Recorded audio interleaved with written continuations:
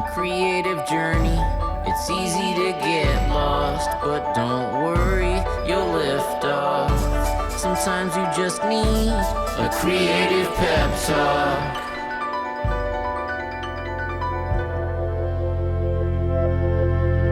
All right, y'all. I want to check in with all of you for a minute with this episode because, let's face it, there's a lot of scary stuff going on.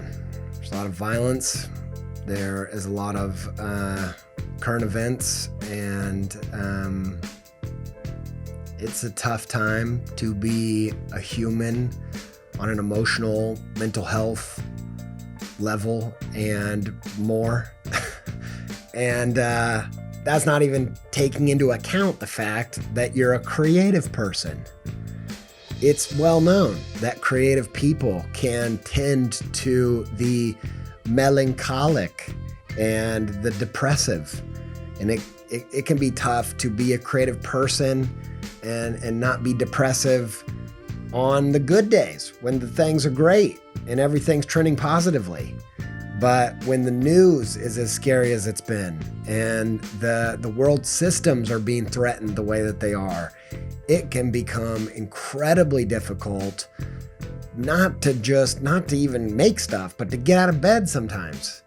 And I feel it. There can be news cycles where my ability to empathize and also create futures, bad and good and anxious and terrible and positive and negative, just the ability to imagine can become twisted back on yourself and can put you in such a vulnerable state that it's hard to not create, hard to just get on with anything. Right? Like taking care of yourself, taking care of your kids, getting out of bed, doing stuff. Like it can be tricky at the best of the times, let alone times that are in flux and this tricky as they have been. And so I want to do an episode just to check in with you and kind of tell you some things that have helped me recently that I think have been pretty essential. Not just to taking care of myself, but also to playing the role that I think creatives need to play, because that vulnerability to depressive states and that sensitivity to negativity, it isn't just a curse. I'll say that. And so that's what this episode is. And stick around until the end. And I'm going to come in with a CTA, not just some feel-good thoughts, but a call to adventure that will help you put this to action to help you do what you got to do to get some of that juice that you need and the world needs from you. And it's called Vacuum the Vacuum, and I'll explain what the heck that means, but it's been very helpful to me, and it's helped me find some sanity and some creativity in times that have been a lot. And so I'll be back with that in a minute, but let's get into this episode.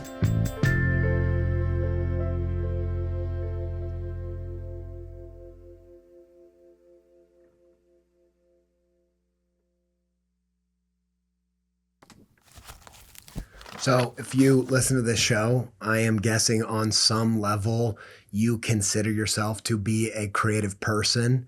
And if you're a creative person, I'm going to make an assumption about you that there are often a lot of times where you're looking around at the world, moving on like everything's normal, everything's hunky-dory, and you're like, yo, are you even taking all of this in? Like, are you feeling what's happening? Are you soaking this up? Because good Lord, I'm sopping wet with these freaking things happening that I'm soaking up. Like, this is so much.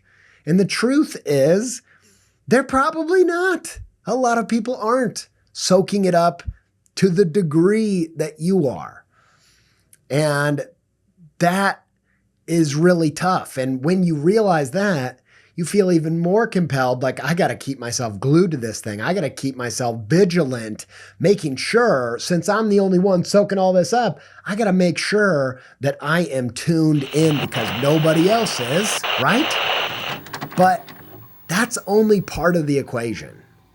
You know, we in culture have this idea that creative people are the sad clowns, they are the melancholic people, they are the depressive people. And I think the research actually reflects that a little bit. I don't think that that's completely a myth, but I think it's only half of the story, because I don't think it's as simple as, oh, you're taking in all the pain and suffering of the world. I think that you're not just doing that. You're a sponge. You do have this porousness. You do have this sensitivity, and that sensitivity does make you vulnerable to the pain of the world, but it doesn't end there. The only job of the sponge is not to just sop it up and to soak it up and to soak up the spills and the mess of the world. It also soaks up the good stuff. It also can absorb the good material and carry it to places it needs to be.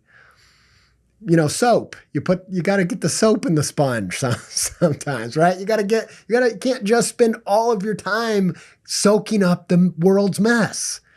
You've also got to soak up the good stuff too, or you're not able to carry out all of that good stuff to where it needs to go.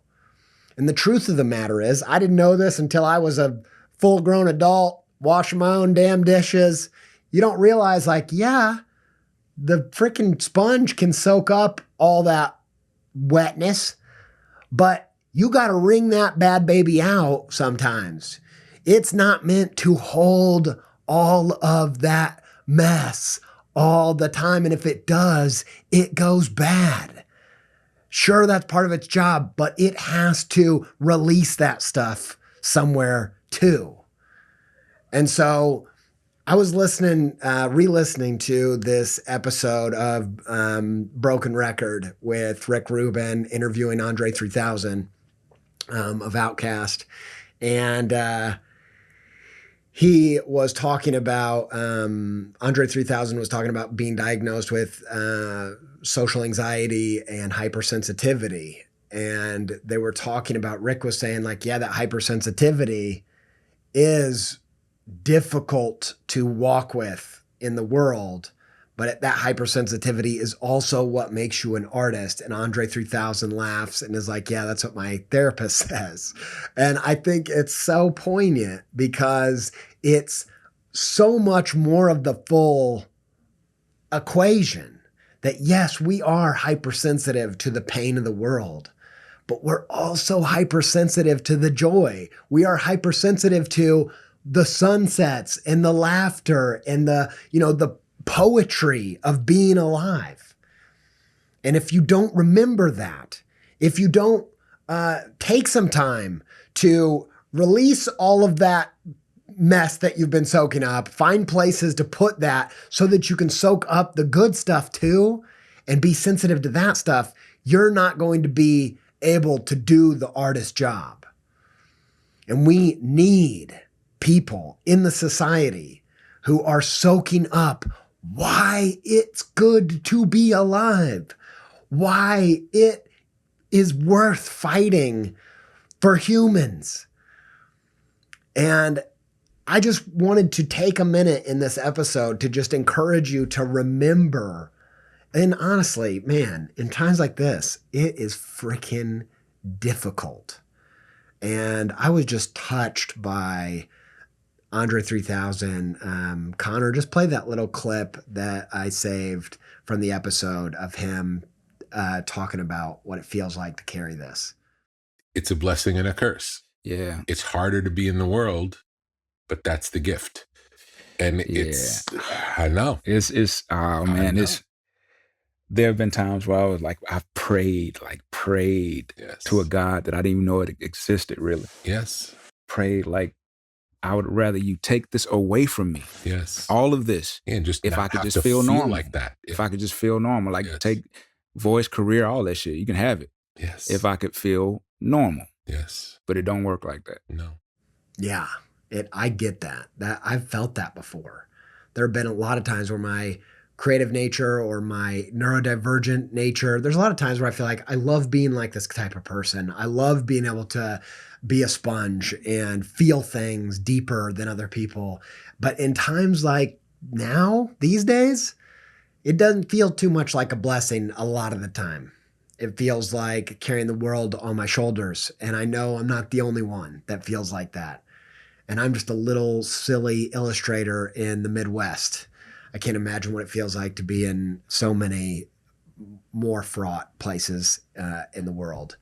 But I think now is a more important time than ever to remember that as a creative, as a sponge of a human, as a porous, vulnerable vessel, that yes, you are sensitive to the pain and the struggles and the obstacles and the problems of the world, but you are also so sensitive to the gifts and the beauty, and that because of that, your state is highly suggestible. You actually have a little power, not to escape all of that, but to spend time taking a break from the pains of the world, to soak up the kind of moments in art, in films, in music that help you remember why it is so vital for you to stay full with the truth that this is worth fighting for. And so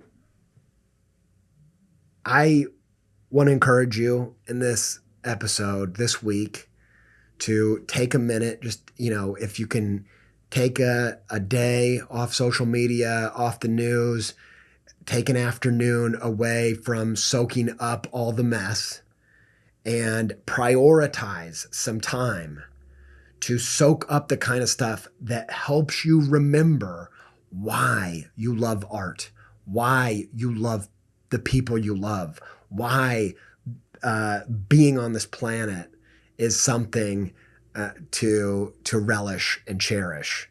And I wanted to remind you that being a sensitive person means that you are sensitive, highly sensitive to the good stuff.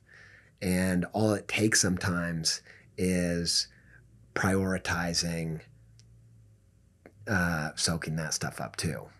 And so it's time to soak up some medicine, just to break the metaphor. It's time to soak up some of that cleaning fluid, that good stuff. Let's soak up some soap.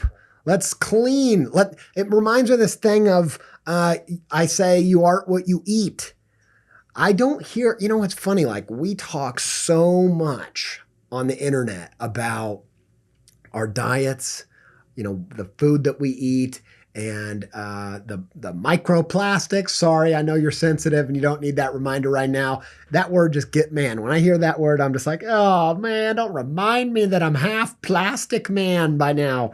But we are constantly talking about the stuff that we're putting into our bodies. I don't hear almost any conversation about what we're putting into our minds. Yeah, there's talk about like doom scrolling and that kind of thing. But what's the kind of, this isn't about, I think it's important to take in all kinds of different things and have a diverse diet of media. But I do think that you are in control of choosing health, whole, creative foods. What are the kind of stuff that you are consuming that's helping you feel full of light and hope and imagination and excitement and passion and fight? And that you have the ability, because of that sensitivity, to take advantage of that suggestibility, of that porousness, and make sure that you're fitting in some fruit and veggies. One of the things I've been loving lately is I've made a priority to read more, purely because I know it's good for your mind. It's good. You can literally read trashy, non-literary fiction, and it's still so much. It's not just better for you than social media. It's actually good for your mind because you're still having to work to construct these worlds and stuff, and it's really good for your cognitive health. And so it's not just about the type of media, like not just about whether it's stuff that makes you feel good or makes you feel bad or whatever. It's also just like, are you reading some opposed to just having TikTok plugged into your veins. It's felt really good to entertain myself with stuff that I know this is actually improving my state. And I can't always get myself to do it. Sometimes I'm just too tired or burnt out or whatever to turn to the health foods, and that's okay. I think there's time and space for that, and also grace for that. But I just wanted to show up today and just encourage you to remember that, yes, you're highly vulnerable, highly sensitive, highly suggestible, but you can take advantage of that for your own good. That you have the ability to soak up the kind of things that are going to brighten up your internal being. And I think that the world needs you to do that, because I don't know about you, but I think we're forgetting the beauty and the joy and the goodness and the love and all that other good stuff that is why the hard stuff and the bad stuff hurts as bad as it does. Because, if everything sucked and everything was just total crap, it wouldn't be such a tragedy that we are losing it at times, right? So I'm going to come back with something you can do actively with these ideas. But I wanted to encourage you, if you're feeling like being a creative is just a curse, being a creative means being low, depressed, struggling, that's only half the equation. And the same thing that makes you that way has the ability to pull you out of it too.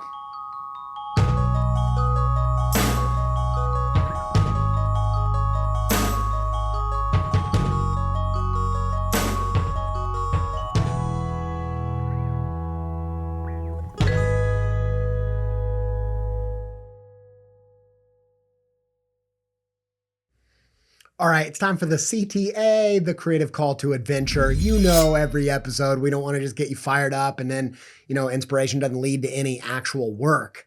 We want to give you something that you can do today so that you can make some progress, so that you can take action on these feelings and they can turn into real results in your creative journey. Today, we got vacuum the vacuum, okay? Here's what I mean by that.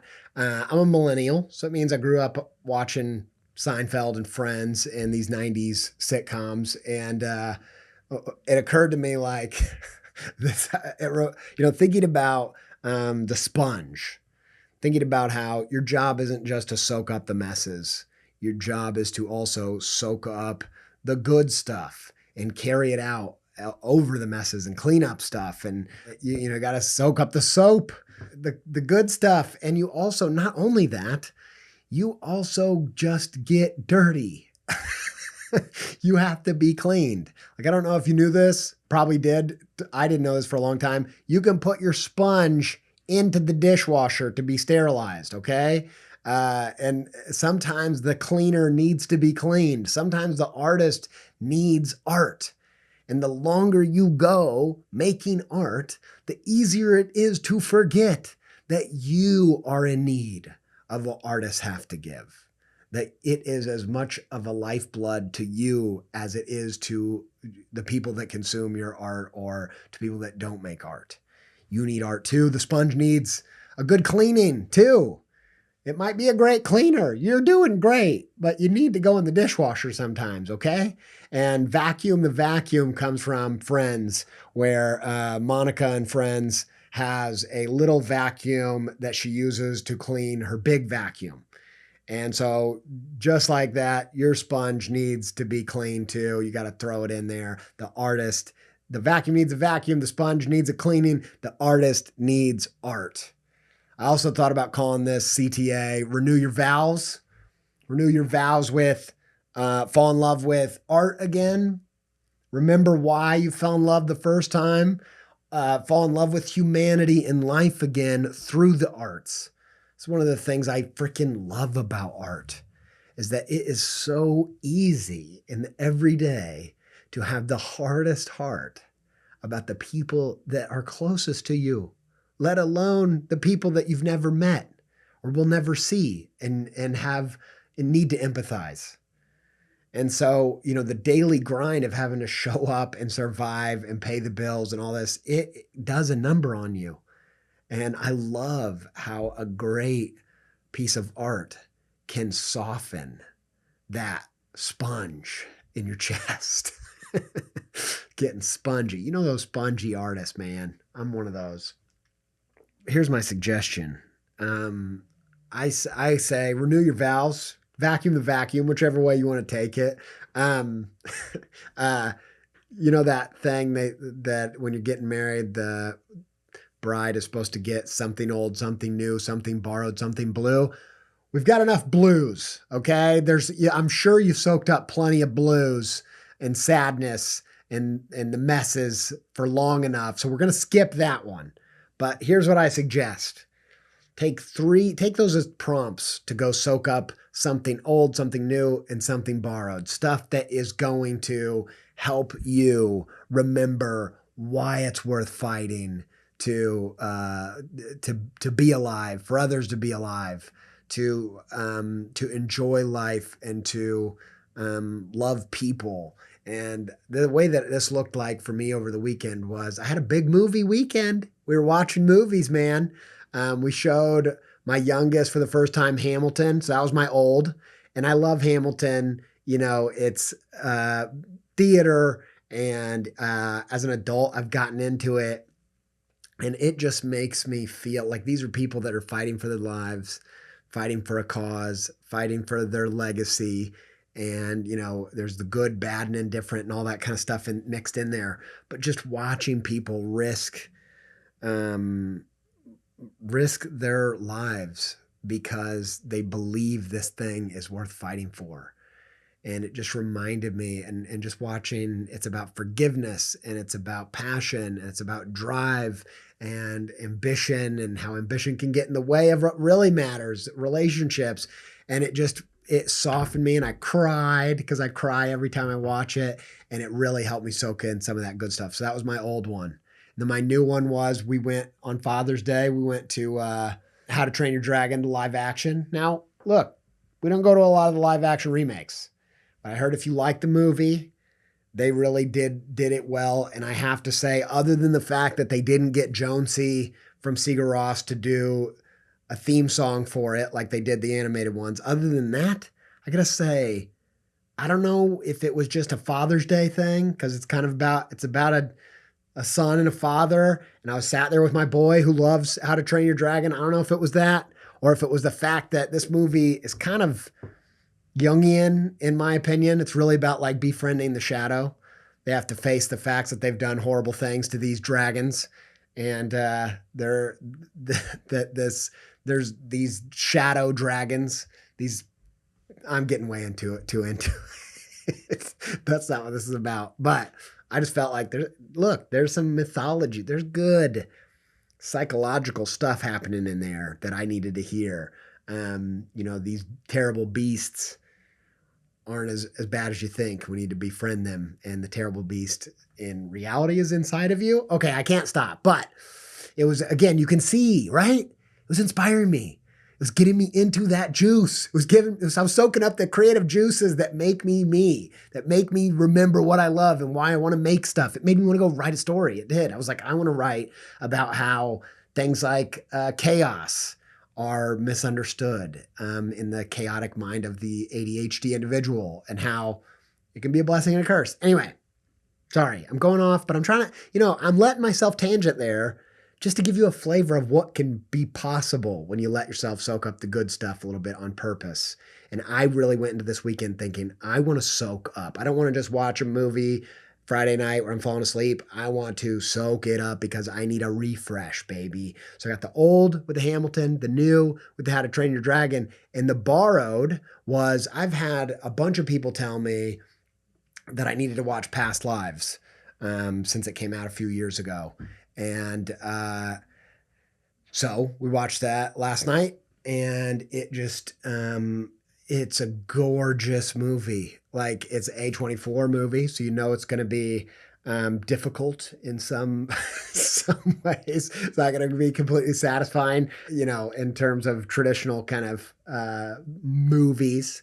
But it was gorgeous, and it got us thinking, and it got us feeling, and the soundtrack, the composition, if you will, was just fantastic, and the score, that's what I'm trying to get at.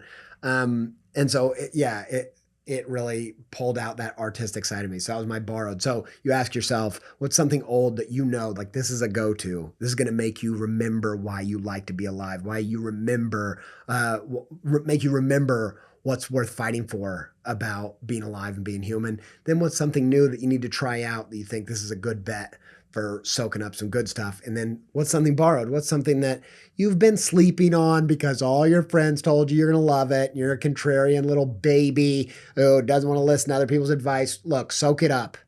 Suck it up and soak it up and get on with it. You need it more than ever, baby. So just take a minute and think about what's something that everybody's been telling you about. Maybe it's an album. Maybe it's a book. Maybe it's a podcast.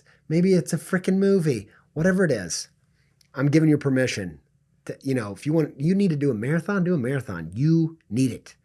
You need to refresh. Get that sponge in the freaking dishwasher, vacuum the vacuum, and soak up some good stuff, because we need you to spread that all over this land and back. We need you artists, you porous, spongy folks, to not just clean up the mess, but spread the goods. So get on with it.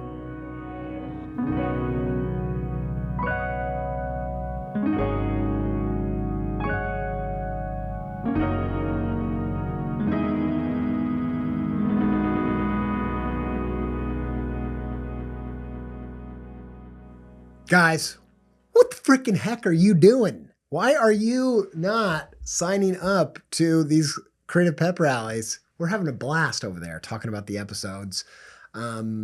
We've gained some critical mass. We have people that, you know, in the summer it's a little bit more intimate. That's great. That's fine. That's also fun too.